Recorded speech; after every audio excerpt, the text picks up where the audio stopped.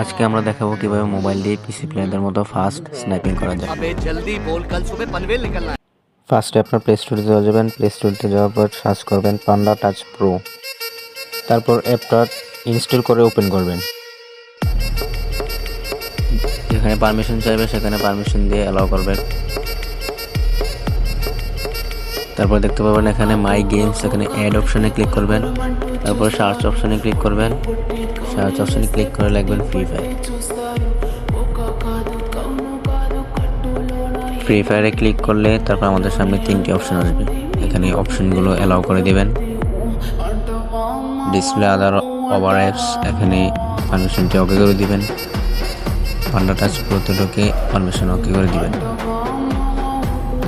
তারপর এখান থেকে বের হয়ে সেকেন্ড অপশনে ক্লিক দিবেন। সেকেন্ড অপশনে ব্যাটারি অপটিমাইজ, এখানে ব্যাকগ্রাউন্ডে ওকে করে দিবেন। থার্ড অপশনে ক্লিক করার পর আমাদের সামনে দুইটা ইন্টারফেস চলে আসবে। এখন পুরোটার ভিতরে ক্লিক করবেন। তারপর এখানে সেটিংয়ে ক্লিক করে অ্যাবাউট ফোনে যাবেন। গেলে মিমি ভার্সনে 7বার ক্লিক করতে হবে না, 7বার ক্লিক হলে ডেভেলপার অপশন চালু হবে। তারপরে ফোনের ফোনে লকটি দিবেন, দিয়ে এখান থেকে বের হয়ে যাবেন। এখান থেকে বের হয়ে যাচ্ছি আমরা। তারপরে আমাদেরকে বলতেছে ইউএসবি ডিবলিং, তারপর বলতেছে রাইটস ডিবলিং, এই দুইটি অপশন চালু করতে।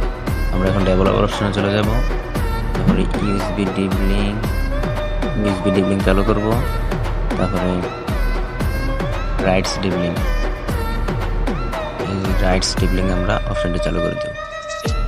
তারপর ইউএসবি ডিবলিংয়ে ক্লিক করে নিচের অপশনে ক্লিক করলে দেখবেন একটা কোড, তারপর একটা মেসেজ আসবে। এই মেসেজটি থেকে এই কোডটি আপনারা বসিয়ে দিবেন, যেভাবে আছে সেভাবে বসিয়ে দিবেন।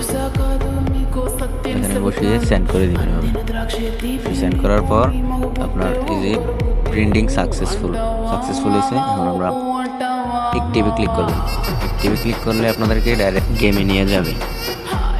গেমে এসে আপনারা ট্রেডিং ম্যাচে চলে আসবেন। ট্রেডিং ম্যাচে চলে আসে যে দেখেন পান্ডার উপর ক্লিক করবেন। তারপরে অ্যাড অপশনে ক্লিক করে মেক্রু, এই মেক্রুতে ক্লিক দিবেন। মেক্রুতে ক্লিক দিলে একটি অপশন আসবে, সেই অপশনটি নিয়ে ফায়ার বাটনে বসাবেন।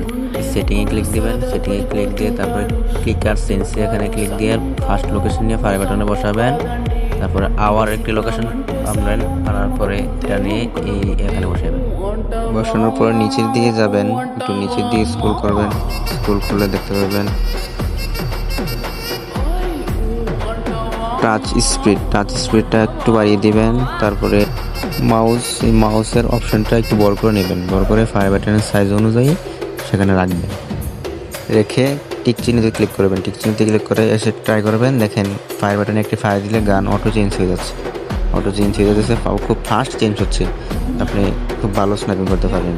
আর এটা আপনার আইডির কোনো সমস্যা হবে না। দেখেন আমি ফার্স্ট ডেতে ব্যবহার করতেছি। এটা একটা প্লে স্টোরের অ্যাপস, এটা কোনো আইডির কোনো সমস্যা হবে না। ভিডিওটি ভালো লাগলে একটা লাইক দিয়ে দিন।